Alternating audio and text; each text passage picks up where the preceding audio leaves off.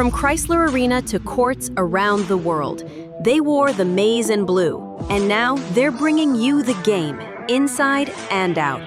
Hail Media presents Nolan and Hobbs, the Women's Hoop Homecourt podcast, hosted by Maddie Nolan and Jordan Hobbs. All right. Hello, everyone, and welcome back to the Nolan and Hobbs show with me, Maddie Nolan, and my co-host, Jordan Hobbs. Today, we are excited to interview Maddie Nolan, our very own, from Zionsville, Indiana, all the way to Limoges, France, and we cannot wait to hear more about her story. Maddie, tell us about how you got into basketball in the first place, and when did you really fall in love with it? Yeah. So I tell people this all the time. Like, I just feel basketball was always supposed to be my future, honestly. Like, looking back, my mom played collegiate basketball in New Mexico State. She played professionally in Sweden and Australia. Both my parents were high school basketball coaches. That's actually how they met. And after I was born, I was in the gym 3 months later with them because they were coaching high school basketball. With that being said, I feel like my parents did such a great job of allowing me to try fall in love with different sports growing up. I did soccer, I did softball.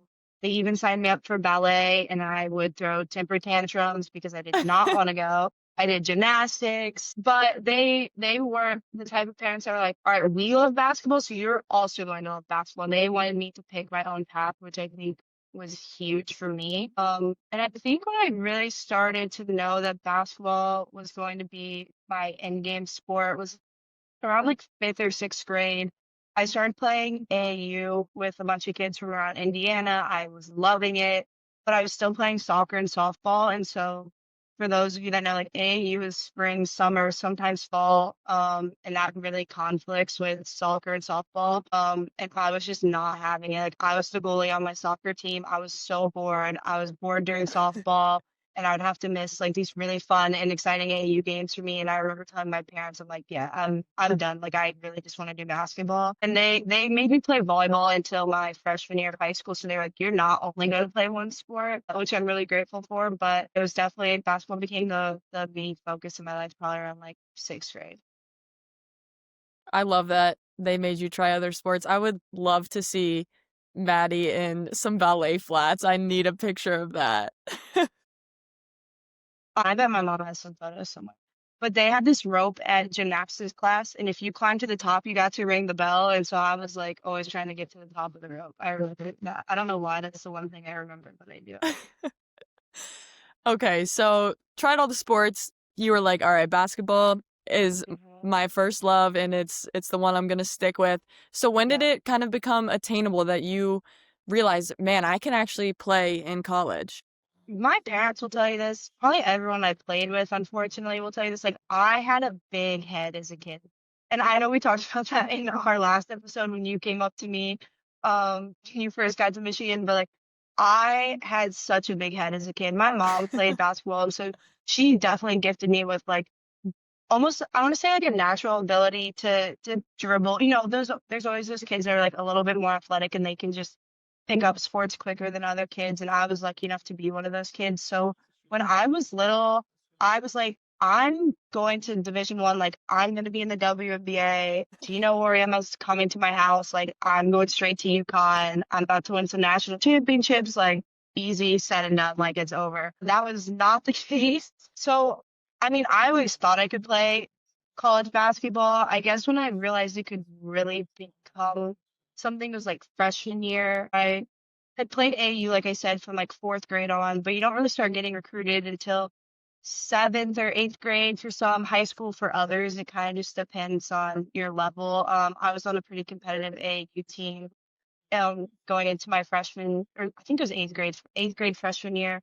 And I was actually the last person to make my AAU team. Some games I wouldn't play very much. And so I kind of had conflicting doubts like, all right, can I really play at a high level? But this is also where it sparked back to when I was younger, I thought I was so good, so I didn't have to put in extra work. And my parents were really great about the point of, all right, listen, this is your journey. So if you want to play at the next level or you want to improve, you have to put the work in. Like, we'll support you. We'll take you to trainings. We'll pay for trainings. Like, we'll read that for you, but we're not going to force you to do anything because that's just not a good recipe for your success in the end. And so I would say around like 8th grade freshman year was when I really started to be like, all right, I need to work harder. My dreams are not going to be attainable. And so I got a trainer who I actually still train with to today. But yeah, my parents were a huge factor in just being like, all right, like like you gotta go. But making sure it was me who got to choose that. Yeah, for sure. It's crazy to think now, like, getting recruited freshman or sophomore year can be considered like late recruitment. And I know you've mentioned to me Yeah. before, just like in our friendship, how other girls on your AAU team were getting bigger looks than you. And from my experience too, like it's hard to continue to work hard and do other things you need to do when these girls are getting offers and you're working just as hard and you're not really seeing that success. So can you just tell us about what that's like and how you kind of get through that and to the other side? Yeah, it's funny now, like I helped coach some AU teams this past summer. I trained some kids, and when people hear you play at a Power Five school like Michigan, I think a lot of them just assume that you were one of those kids who just automatically got all these offers. And so when I tell people my story, they're like, oh, what, you didn't have 30 Power Five offers? And so I remember this was such a hard time for me. Twitter was really big during this time of AAU clubs, or like the girls would be posting who they got offers from. So you knew like who everyone had offers from. And that was kind of just almost a continual punch in my gut. Not that I was so happy for my teammates, but I wanted an offer so bad. And I felt like I was playing well enough. But looking back, I completely understand why now, because I'm not someone who's going to go and score 20 points a game. I'm more of like, all right, I'm going to be where I'm supposed to be. I can knock down a shot if I need to. I'll play good defense, but I just kind of do a little bit of everything. And I remember some of my coaches and some parents who knew basketball pretty well, like telling me that like, you're more of a glue person, and it's going to take people a lot more times of watching you to understand like what value you can bring to the program than it is for some other kids. And so yeah, I mean, I grew up playing AU with kids who had 30 Power Five Division One offers before they set a foot on a high school court. And it was really cool to play with them because you also have those coaches at your game. So you know those coaches are watching you, which is a cool feeling. But for after the live periods, for no one to call, or like very few schools to call, was definitely hard. But that's where my parents came in again, especially my dad. He's a teacher, so he gets summer break off, which is a lot when AAU was playing. And so we would just talk a lot about it. And he was like, listen, you just got to control what you can control. You're not in charge of who these college coaches are going to offer. You're in control of how hard you work, if you're a good teammate, the energy that you bring every day to the court, stuff like that. And so that's kind of was really ingrained in me. All right, I'm not getting offers. I'm just going to put my head down and keep working, and eventually it'll come. Yeah, I love that advice. Control the controllables. I feel like that's so applicable for life, but even when you step foot in college, there's so many things that every player will go through that you just can't control. But speaking of that, your recruiting process was very uncontrollable for you. So Yeah. can you just tell us a little bit about everything that went down? Oh man, yeah. So trying to think of the best like way to organize this, but I'll start. I got my first Division 1 offer sophomore year of high school. I was so excited because I also remember talking to my dad, because before that I'd been getting recruited by some Division 1s, like just talking to them on the phone. I had gone to a couple camps, but most of my offers were Division 2 schools. And my dad was like, I don't know if you can play Division 1. So I remember I got the offer and I was like, yes, like look at this, dad. Um, and then I had always wanted to play Power Five. Like I'm just very competitive. Yeah, that was just kind of always in my mind from the beginning of that I wanted to play at the highest level if possible. So I was super grateful to get a Division 1 offer, and very excited that my work up to then had kind of like showed itself, and I'd have been rewarded, I would almost say, for that. But I was still like, all right, cool. Like this is a stepping stone to get to the Power Five offers. Um, which didn't really happen through me ever. Like I didn't ever have 10 Power Five offers come into me after an AAU live event, which is where the coaches can come watch for those who aren't sure. But I slowly started to talk to some like higher level schools. Michigan actually offered me in February of my junior year.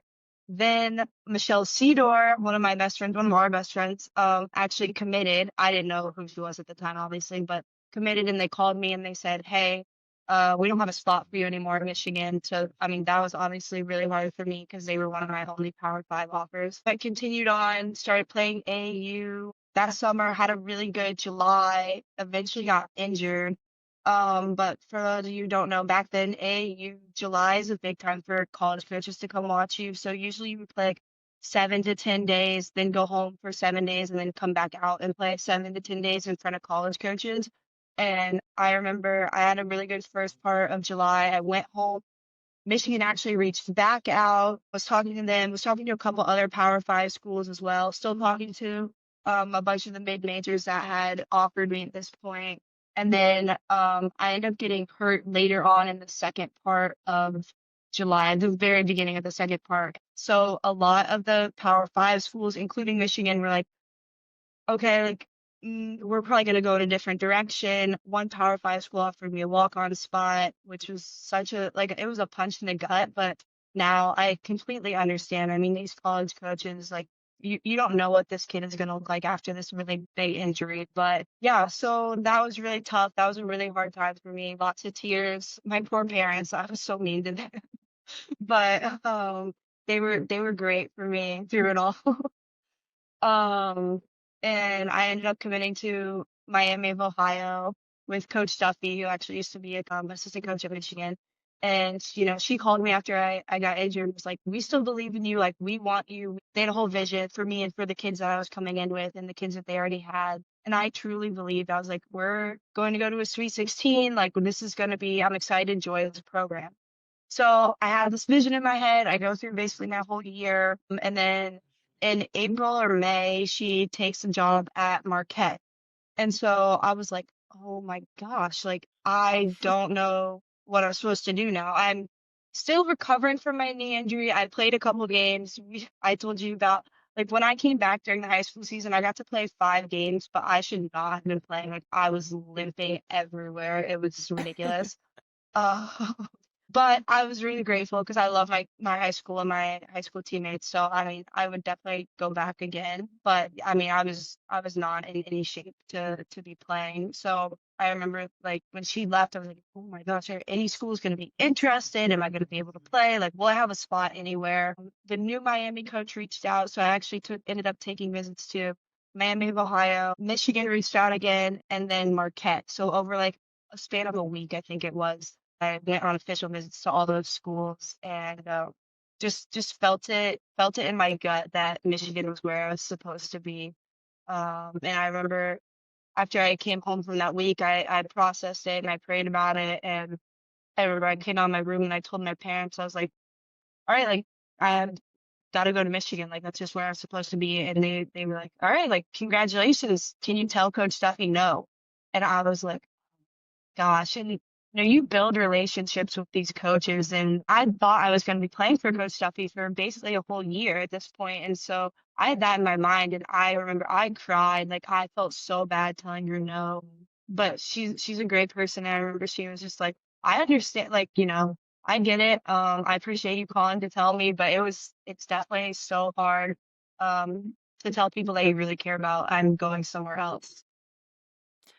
It's crazy how much like sports teaches you as a kid, and even in the recruiting process, like making those hard phone calls early on. No one talks about how hard those are to make, and you're like a 16, 17-year-old making these phone calls that are like confrontational, and you're telling someone no, and it's really hard news to deliver.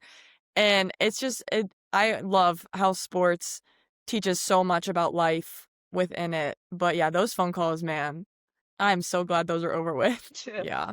That's such a good point, Jordan, because I remember my parents talk about, even to this day, they're like, think about how hard it was for you in high school to like have these adult conversations essentially with these coaches, and it just prepares you so well for the rest of your life. So it was something I hadn't really thought about until recently, but it's such a great point. Yeah, definitely. Okay, so you commit to Michigan. I mean, you're basically 3 weeks away from going in the summer by the time you commit. Like, you gotta kind of change your framework. Yeah. But freshman year, you weren't playing much in the beginning, and then some injuries happen, and you find yourself getting an opportunity to get on the court and be able to make an impact.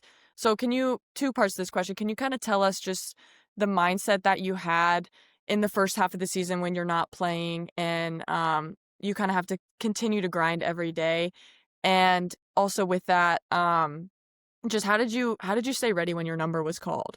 Yeah, so I just want to back up a second.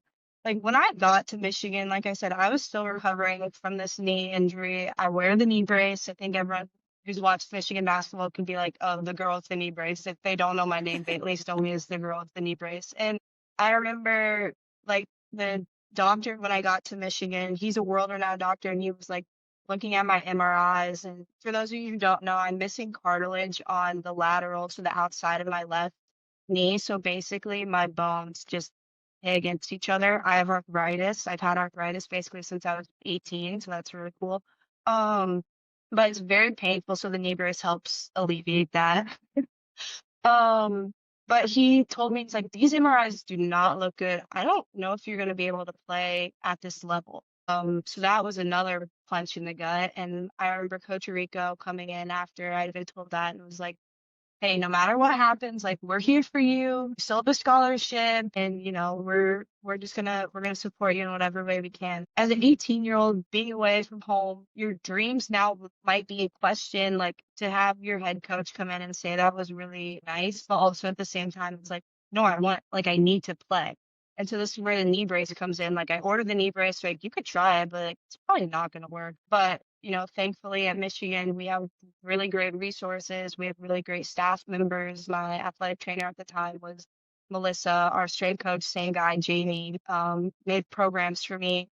Coach Rico and the staff did a great job of adjusting practices and my conditioning. Like they didn't really push me to do anything that my body wasn't ready for and that I wasn't ready for. I had to sit out of some practices and hop on the bike at points. And it's so nice because as an 18-year-old, you're already scared to come in, but for them to support you through the rehab and knowing that they're not pushing you outside of your comfort zone within your injury, right? They're not pushing you to practice when you can't practice, which was huge at the time. So I just feel like God put me exactly where I need to be for this knee rehabilitation to happen. With that being said, I was by far the worst player on the team.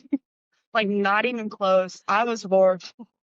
I was just trying to survive at this point. And, luckily I had really great upperclassmen. Even Danielle and Emily were only a grade above me. They aren't playing very much. I had a junior on the team, Priscilla, and we were kind of buddies. We'd sit at the end of the bench together. We would just mentally check in on each other. Hey, keep going. You got this. Because we kind of knew, when you're not playing, it's tough, right? But at the same time, like I said, I knew I shouldn't be playing. So it was kind of that mentality of control what you can control. I can control how hard I'm working and if I'm being a good teammate. And that was kind of my focus for that year and get it healthy, obviously. So as the season progressed, I just kept working hard and you always hope, oh, Coach's going to put me in today. Hopefully. And I remember actually the practice points. For those of you who don't know, we do practice points at Michigan. So basically in practice, you get points for rebounding, assists, minus points for turnovers, stuff like that. And I was at the top of the practice points for the first time ever that year, which was a really big deal for me. And I got to go at the Maryland game. And at this point, Maryland is one of the top teams in the country. So I remember I'm sitting at the end of the bench and coach is like, Maddie. And so everyone relays the information down the bench because she doesn't say it very loud. You're always and so they're like, Maddie, go. And I'm they're Des, don't prank me. That's so mean. And they were like, go. And I was like, oh my God. So I'm the first sub or the first or second sub in this huge game. And I'm like, oh my gosh, what is happening? So that was kind of the start of me playing a little bit more. And then, yeah, unfortunately we had some injuries, but like you said, I just stayed ready the whole year, just trying to learn under Coach Rico what she wants. And for me, my role that year was literally don't turn the ball over, play good defense, and pass the ball to Nas. And I was fine with that. I was just excited to get on the court. So that I took my role very seriously. I was like, cool, I don't need to shoot it. Like if I have a lamb, maybe like that's cool. But yeah, so I was just kind of learning what you're needed to do. And that's kind of what I prided myself on, while still continuing though to work on being able to hit shots and be a threat offensively. But at that point, I was like, my role are like these three things, and so that's kind of mentally how I dove into that. That's so funny you mentioned how Coach whispers what name, because it just reminded me of like that Home Alone scene where they're like, Kevin, Kevin, Kevin, Kevin, Kevin. That's literally what we do on the bench. It's like, Maddie, Maddie, Maddie, Maddie. And like, it just goes down because she doesn't say it loud. Anyway, that was hilarious when you said that No, because I like forgot that's about that. such a good point. Okay, so freshman year, you end up having like a pretty solid year, like you mentioned, kind of found your niche that you were able to have on the court. And I think that's so important too for players in college. If you're not getting a lot of minutes, like there's always something I feel like that can be used on the court. And a lot of times it's like a lot of the gritty stuff. Like, are you willing to take a charge? Are you willing to sell out for a loose ball? Like, you will find yourself on the court if you do those things. And that's another thing with our practice points that she really emphasized every day. And it really made people work incredibly hard. But anyway, you moving into sophomore year, COVID happens at the end of the year. You guys are having a really good year and you're going to be thrust into this bubble. And no one really knows what it's going to Yeah. look like with March Madness, but you guys end up having a historic run, the best Michigan women's basketball has ever seen, beating FGCU and then Tennessee. Can you just walk us through what that was like from finding out that COVID is here and like you have to be in this bubble and then making that historic run? I Oh guess my COVID gosh. COVID I happened the year I before, told yeah? Jordan. Yeah. Yeah, at the end of my Yeah. freshman year. I was telling Jordan Yeah. before we were recording how I COVID is such a weird time because it was so hard. So I almost like part of me is just like blacked it out of my memory because it was such a hard time. But then you talk about it, you're like, oh my gosh, yeah, it was insane. So I mean, going back end of freshman year, I'm now starting, and we're like on the bubble of making the NCAA tournament. So we're going into the Big Ten tournament in Indianapolis, which is my hometown. So I'm real excited to like see everyone. People are texting me saying they're coming to the games. But I'm going in, and the team is going into this tournament knowing we have to win some games if we want to make it to the NCAA tournament. We end up making it to the semifinals. We lose, but we were feeling pretty confident, like we're gonna make it into March Madness at this point. A week later, reports of COVID are coming out, and then the men's basketball tournament is being played, and they cancel it. And we're like in the car on our way to practice, or like practice is happening later that day. I don't remember exactly. And we hear that it's canceled. And we're like, this is not a good sign. And I think within hours, like all the other big tournaments are canceled. Then the NCAA is like rumored to be meeting. I can't remember the exact timeline, but eventually they come out and they're like, yeah, March Madness is canceled. And we're like, what? And then you're questioning like, am I staying here for school? Because we're living in the dorm. So eventually we get sent home and all that, whatever. So we come back in the summer, COVID's still going on. We have to practice with masks, which was maybe the worst part of it. Because you have this mask and then you get all sweaty and you breathe it in. Disgusting. Anyway, so that was really hard. On top of that, you're getting tested every day. It's like the complete opposite of what you think your college experience is going to be like. You're not allowed to really hang out with anyone except the people on your team, maybe some other athletes, but it's really like no socializing, right? So you're just like in your little circles of the people you live with and your teammates, right? So that was really hard, but we make the most of it. We start the year off 10-0, I think. We're like top 10 ranked. We're having a pretty good season. Yeah, we're feeling confident going into the turn. Well, going into the tournament, we lost in the first round of the Big Ten tournament, and we were devastated. It was a bad loss, and we're feeling not nervous, but we're not sure what our seeding is going to be, what that's supposed to look like for us. So yeah, eventually we're watching the March Madness seeding, and we get FGCU, who's ranked. They're ranked in the top 25, and they're like a 10 or 11 seed. We're like, okay, cool. Everyone has them beating us in their brackets, like all the top analysts. We're like, all right. Can you tell them about the elevator with the coach in the bubble? just to like put the cherry on top of FGCU and how good they were? All the teams in the tournament are in San Antonio, and like your team is relegated to like a certain level of a hotel, but there's other teams in there. And we were riding the elevator down, and I'm pretty sure it was Vic Schaefer. And Jordan, you might remember better than I do, because I kind of forgot about this until you just said it. But they say something to the like fact of what was like, good luck, you're gonna need it, or I wouldn't want to be playing them, or something like Yeah, I that. think Was that it? I can't remember. It was something horrible. Funny enough, I think Texas A&M that year almost lost to like the 15 seed after we had beaten FGCU. So we're watching the game and we're like, but it was funny. It does. It shows, to your point, Jordan, how good FGCU was at that point. So we ended up beating them by 20. Leah Brown, I kid you not, I think has like 20 straight points in the third quarter. It was insane. But ended up beating them. So now we're in the round of 32, and we play Tennessee, who is a powerhouse. I mean, you have the Pat Summit legacy. They've just been consistently one of the best teams in the nation. They have multiple kids who are projecting to be in the WNBA. A couple are right now, I'm pretty sure. But, you know, I don't want to say we are feeling like confident, but we're feeling able to compete with them. We weren't really going in scared by any means. And I think it shows in that game.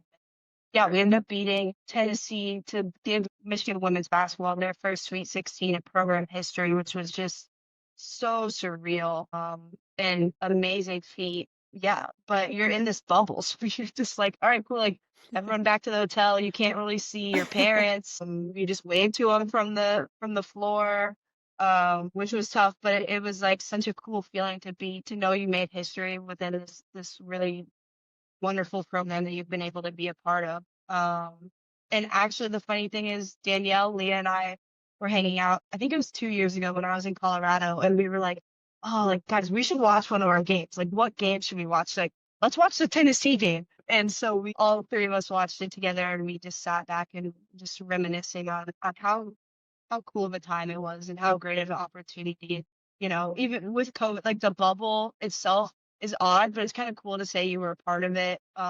Yeah. Yeah, no, that's like so cool that you've been part of both of the best Michigan women's basketball teams to date. Like, that is an incredible feat and Gosh, speaks a yeah. lot to your contribution to the team as well. But like, now moving on after that, obviously an amazing high that you're coming off of going into the Mhm. next season, and now you're a junior. And we mentioned last week how when you become an upperclassman, almost in Coach Rico's eyes, she's looking at you differently, and she's kind of expecting more out of you from a leadership perspective. So can you just describe like what were the biggest things you learned from the first 2 years that helped you become the leader that you were your junior and senior year? Yeah, so I give a shout out to Priscilla. We called her Pookie at the time, but she was a great mentor to me. But um, AK Kenray Johnson was just really tremendous for me during my time, and she was graduated at my junior year. She graduated after my sophomore year. So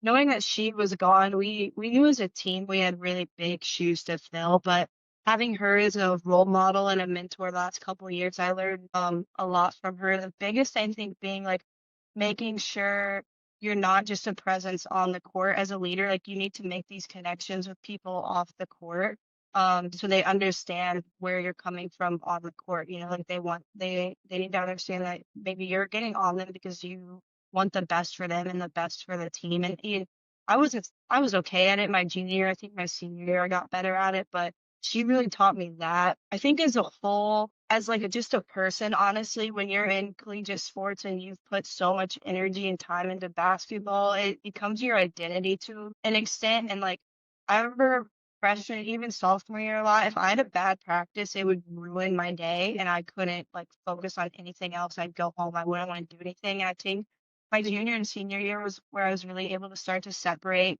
the two of like, all right, basketball is basketball, but you can still like have a life and enjoy other things if you don't have the best day um playing basketball. So I think that made a really big difference for me, honestly, like mentally.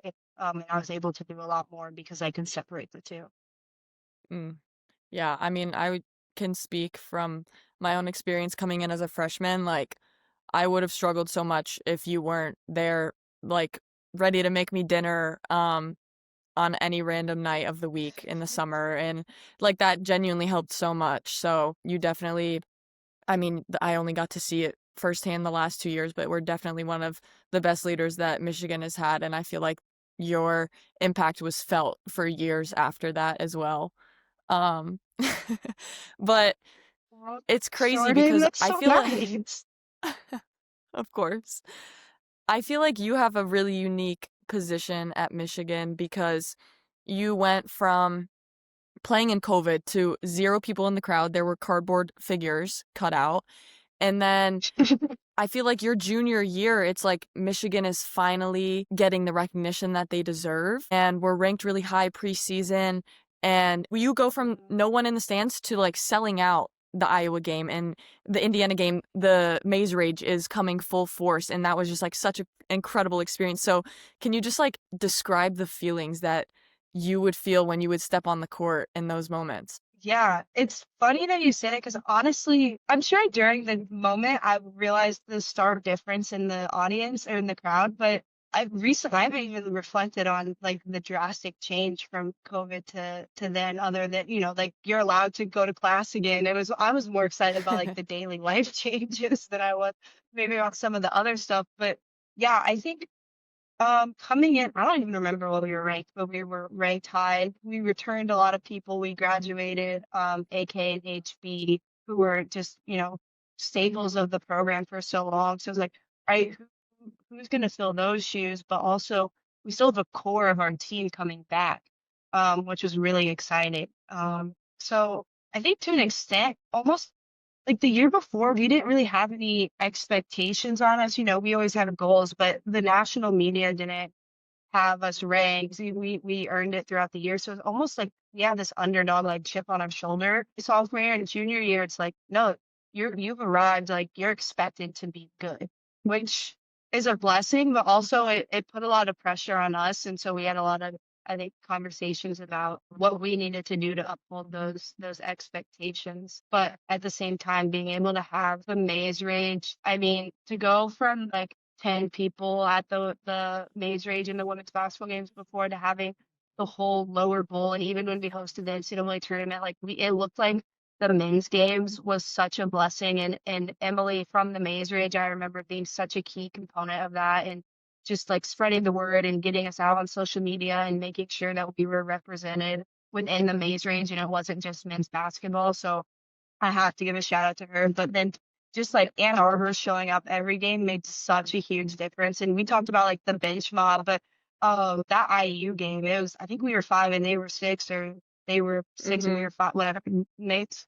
And it was a huge game, and there were so many people there. And every time you hit a shot, it's just, oh, like the whole crowd goes insane. So it made such a big difference from playing crowd noises on the loudspeaker my sophomore year to having actual people, and people that even in the community would like come up and be like, "Are you on the women's basketball team?" And I was like, "I'm not wearing any like Michigan stuff." So it was a really cool just to see, not even just for me, but to see people supporting women's basketball as a whole, honestly.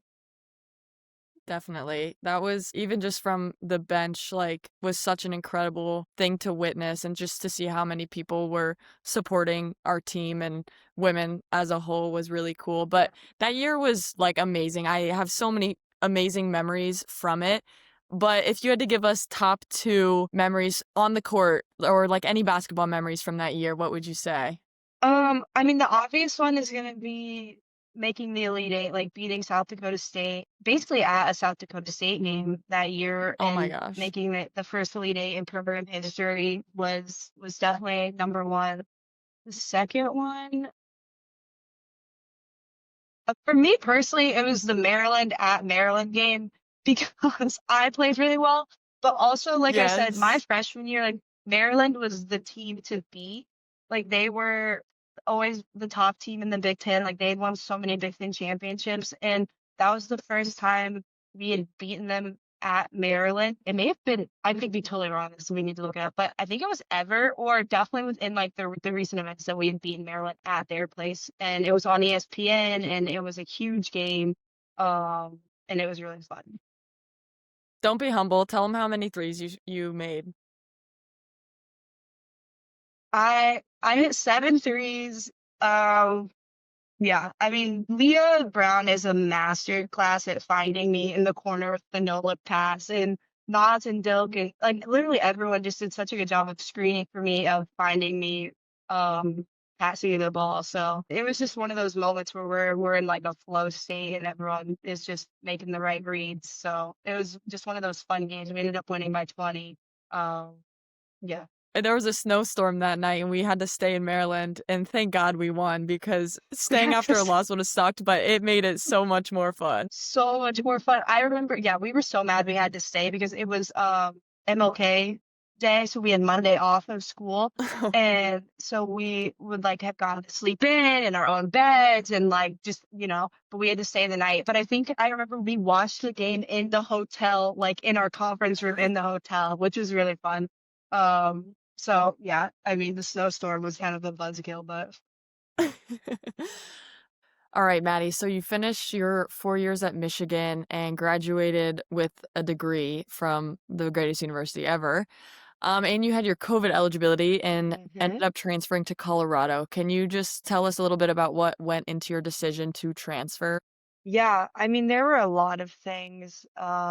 I absolutely loved my time at the University of Michigan, and like you said, I had the opportunity to graduate the best university in the world with a degree, so I was really excited about that. But I had just felt that I had given my 4 years to the university, and I just really wanted to try something new, and also honestly just live somewhere new. I am from Indiana. I obviously went to Michigan, so I'd kind of been in the Midwest my whole life. And so one of my criteria when I entered the transfer portal was, all right, I want to live East Coast, West Coast, or if I'm staying in the Midwest, it has to be a city because I'd never lived in a city before. So as odd as it is, it wasn't a complete like basketball decision. It was like a really big, honestly, like a life move for me more than anything. Because like I said, I loved Michigan and it was really hard to leave, but I just knew in my gut it was what I needed at that time. And as we talked about a little bit, just going back and forth, like it was Mhm. very different from Michigan, both positive, some negative. Can you just Yeah. touch on some of the struggles that you went through transferring, but also some of the things that you really liked and enjoyed about Mhm. Colorado? Yeah. I mean, anytime you go into a new program, you're having to relearn kind of how you fit into that program, what the coach's expectations are. So that was really hard. And on top of that, Colorado was returning, I think it was like 7 key players from the year before. So they all knew the offense and knew what was expected of them and knew the coaches, right? And kind of they've created their lives there. And so trying to like fit my way into there without stepping on any toes and I'm still trying to learn where I fit in was a really hard part. And then the other thing that was hard for me, honestly, like being at Michigan for 4 years, you have your favorite restaurants, you know how to walk around campus, you know how to get to class, and our team culture was so good, and you guys were my best friends versus only having like 1 year to try and connect with all these different people was really hard for me. With that being said, I think it's really cool now that I have like two families essentially, that I get to keep up with, that I get to cheer for. And also living in Colorado for a year was so cool. I mean, your parents live out there now, and luckily I got to see them a couple times, which was really cool. But just being able to go hike, it's 300 days of sun. Getting to do those experiences was like a big reason of why I said earlier why I did want to transfer. So I just tried to take advantage of that as much as I could. Yeah, I feel like your reason for transferring is like a very unique situation. And I mean, you had a COVID year, you had a fifth year, and Yeah. it's like just like really cool that you were able to take advantage of it in a really awesome way, just going to a part of the country that you might not ever have lived in otherwise. And I mean, yeah, you guys had a great Yeah. year that year too. So if you want to touch on that season a little Yeah. bit. Yeah. Well, first of all, I think it was so cool to play in a different conference as well as challenging because you're relearning everyone. But the Pac-12 rip, like, sorry, it's not a thing anymore, basically, or was not the same as it was. Um, but I think it had honestly like the coolest locations of any conference in the country. Like I got to go to both the Oregon schools. I got to go to Seattle, Washington. I got to go to LA. I got to go to Utah. Like they were just gorgeous and super cool cities and places in the mountains that I had never gotten to see. So like side note outside of our team success, but I'll miss that Pac-12 for sure. But yeah, I mean, I knew when I was transferring, like I said, I wanted to go somewhere different, but I also still wanted to be a part of a team that had a chance to win something and go far in the tournament. So that was additional criteria, like when I went into the transfer portal. And like I said, I knew Colorado was returning 7 people from the year before. They had just come off a Sweet 16 run. So I was kind of excited, in addition to being able to live in Colorado, to have a chance to make a deep run in the tournament. And I mean, I was hoping we'd win a Pac-12 championship, but it's not how it worked out. But we got to make a Sweet 16. It was, I think I've been to 3 Sweet 16s in my career, which is really crazy to think about and such a blessing. And so yeah, to make it back to the Sweet 16 was really cool with them. Honestly, I think one of my favorite things was just how to learn how to play in a different system and to prove to myself that I wasn't just like only fit into a Michigan system at the Power Five, like that I was capable of playing at different Power Five schools. So that was really rewarding for me.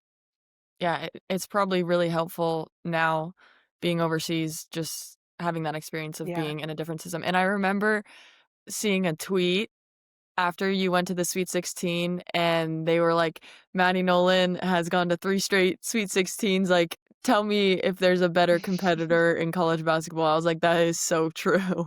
Oh, thanks, Jordan. I mean, I was lucky to play with multiple WNBA drafts, including yourself. So I was just always surrounded by really good teammates, which makes it a lot easier. Okay, so you finished your 5th year at Colorado, and then you had a year between graduating and then moving to France. So what were you able to do during this year? Well, it wasn't a planned gap year. Let me start with that.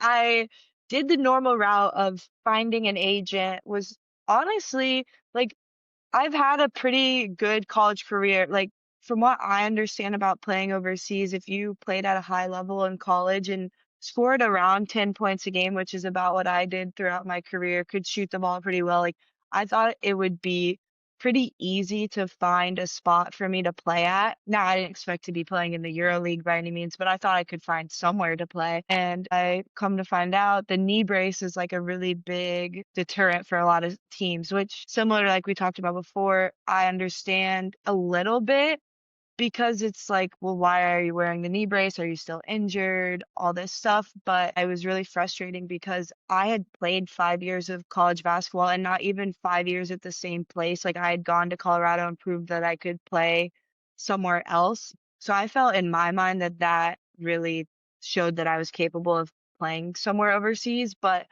I did actually get to play in Puerto Rico for like 2 weeks. It was crazy. My agent texted me on like a Sunday or Saturday and was like, "Hey, would you be interested in this?" And I was literally on a flight on Monday or Tuesday, and played in that league, which was really cool, but it was so brief. And I actually got to play against Leah Brown in a game, which was so crazy. But anyway, after that 2 weeks, I literally didn't play organized basketball for basically a whole year. And during that time, I started training kids. I'd been training kids in the summers when I would come home from college, and I had enjoyed it. But honestly, for me, it was just like a easier way to make some money. I enjoy basketball. Like I know kind of how to train kids, especially younger kids. But this past summer, I really saw it as more than just like a way to make money. I connected with a lot of these kids. Like I was really invested in their journeys. And so that was way more rewarding than the money. And I still talk to almost all the kids I train in the summer and just check in and see how they're doing, and I try to follow their games. So that's basically what I did in the summer. In addition to, I was an assistant coach for my high school team and for my AAU coach that I played for. So a lot of basketball, just not playing basketball. I could totally see you being a coach in your future too. So that's really cool that you got to experience that. I did. And the funny thing is, I remember thinking about it when I went to college, and people would always say that to me. And I'm like, no, like I don't want to be a coach. And I still don't know if I want to be, purely because it's so much time. Like we think being a student athlete, and it's hard, but the coaches are there like all day. They're doing the scouting report, they're recruiting. Oh my gosh, the recruiting is so much. But we'll see. I'll do whatever wherever I need to be. Wherever the Lord takes you, huh? Exactly. Okay, so finally, we're at the point of your story where you are currently. So, how has France been? You've Yes. gone on some fun trips. She visited me. You visited Greta and got to see Greta and Emily play against each Yes. other. That was awesome. So yeah, tell us about France. How has the Yeah. experience been? And just like, what are you looking to get out of it? Yeah, it's so funny thinking back to my recruiting process, honestly, and like how I was anything but normal of how I got to Michigan. And honestly, I feel the same way of how I ended up here. So I knew in my heart and like in my gut that this is where I was supposed to be. And I truly, truly, truly still believe that I'm surrounded by such great people. My teammates are fantastic. Two of them don't speak any English, but somehow we've still found a way to like become, I consider them my friends. I'll like say a little, I know a couple words in French, they know a couple words in English, like we would figure it out. And it's been kind of fun to make those connections even with a language barrier. And my teammates translate for me all the time. They're trying to help me learn French. I help them with their English. Like it's just a really cool dynamic. And then our coaches are really smart. It's been fun to kind of see how basketball is played on the other side of the world, basically, and the differences. And but I think the coolest part is the similarities that like I said, if I don't speak French and they don't speak English, like we can still connect on the basketball court because we have this common goal. So that's been really rewarding to see. But yeah, one of my favorite parts outside of playing basketball is getting to see you guys. And whenever we have weekends off, my teammates are like, okay, like where are you going this weekend? Because they know I'm always just trying to go travel and see you guys. And they're like, how do you have friends literally everywhere? And I'm like, I I don't know, but I'm really blessed. So yeah, I got to go see Jordan, got to go to Venice. We hiked the Dolomites, which was just insane. And then I went to Marburg, Germany, where Greta's playing, and Greta somehow this just worked out perfectly. Emily's team was playing Greta that weekend that I was off, so we all got to hang out and just reconnect. And but we were in Germany, so just so odd. And yeah, I've gotten to go to Paris like 5 or 6 times, which is crazy to think about. So yeah, I'm just a little traveler over here, honestly. In a really weird way, it makes me feel so much more comfortable that you and Emily and Greta are over here. Even though you're still 6+ hours Yes. away, it is like so comforting to go and find my iPhone and see like all these friends that I have on this side of the world. Literally, Greta and I were talking about that, like when we go and find my friends, it's like, oh, I'm here, George here, and to honestly to know that you have people on the same time zone as you is just like a deep, like a sigh of relief because I could text you at 8 a.m. and I know you'll respond. Like I don't have to worry about the time difference or anything like that. So it, like you said, it is so nice and it's been really fun to visit you guys and hear about your experiences and see where you live and all that. So hopefully you guys can come visit me after winter break maybe. Yeah, no, I would love to come to Limoges. That is definitely at the top of my list. I need to see France and I need to see you too. So Maddie, thank you so much for sharing your story today from being a little girl with dreams of playing college basketball to now playing professional basketball in Limoges, France. We will see you next time on the Nolan and Hobbs podcast. Thank you guys for tuning in this week. Make sure you watch our podcast next week for our analysis on the Canisius and Harvard games, as well as a preview on the Notre Dame game. And as always, go blue. If you like this kind of content, please like, share, follow, and subscribe. And as always, go blue.